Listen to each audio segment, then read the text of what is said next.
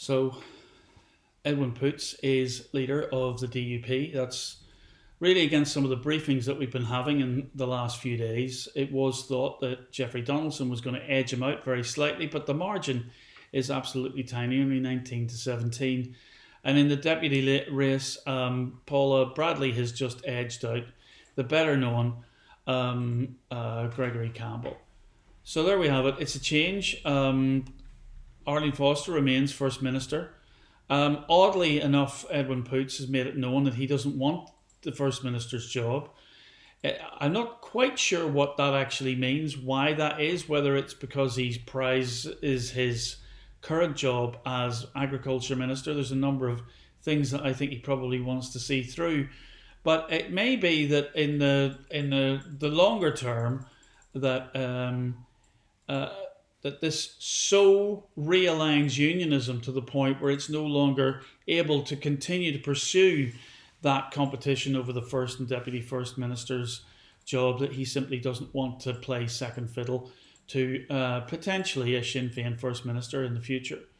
So it complicates things, and the reason why I throw that scenario up is that in a way choosing Edwin Poots, who, unlike Ian Paisley Sr., has really been unable to keep his own religious convictions separate from his public duties as a minister. In other words, he has pursued policies in the past which have tried to push the idea that the sincere religious belief of some people that the earth is only 6,000 years old should stand side by side with the scientifically verified idea that it's millions of years old and the result of some form of evolution, means that he's already self-confessed to a set of beliefs that are fundamentally at odds with broader opinion within unionism and not likely to end that sort of process by which unionists are becoming,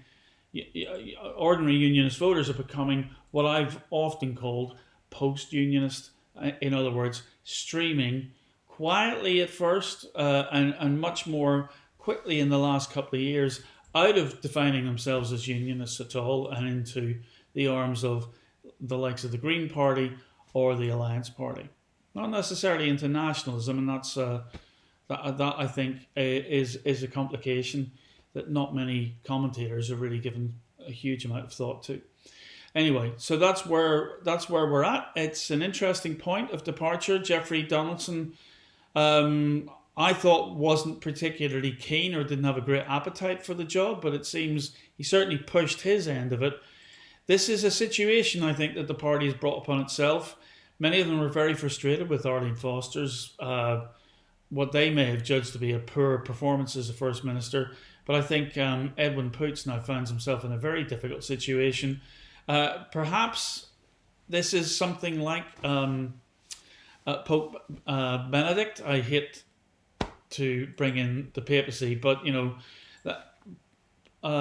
Benedict's idea that the Catholic Church could no longer be a broad institution but it had to be a narrow church of true believers seems to me to be one of the inevitable corollaries of having a free Presbyterian leader again, a publicly confessed free Presbyterian leader, putting him in charge of the DUP. I think is the end of Robinson's project of trying to make a much broader appeal to the Protestant working class or middle class, as well as retaining the working class base. So new departures, definitely a challenge for the party, and potentially an opportunity for the new leader of the Ulster Unionists when that becomes confirmed in the near future. But certainly not an inevitable development.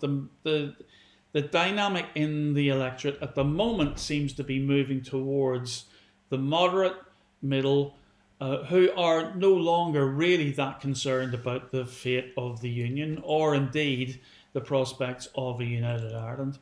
But if it does create a contingency where if unionism is no longer pursuing that broad appeal, that Sinn Féin might actually produce the next First Minister, or and what does the DUP, how does the DUP deal with that? Well, Ed Poots has already clearly said that he doesn't want to be First Minister, so that may be his first blow in first, to set up a deputy, to be a deputy First Minister, to Michelle O'Neill or whoever holds that post for Sinn Féin. But interesting times ahead, certainly.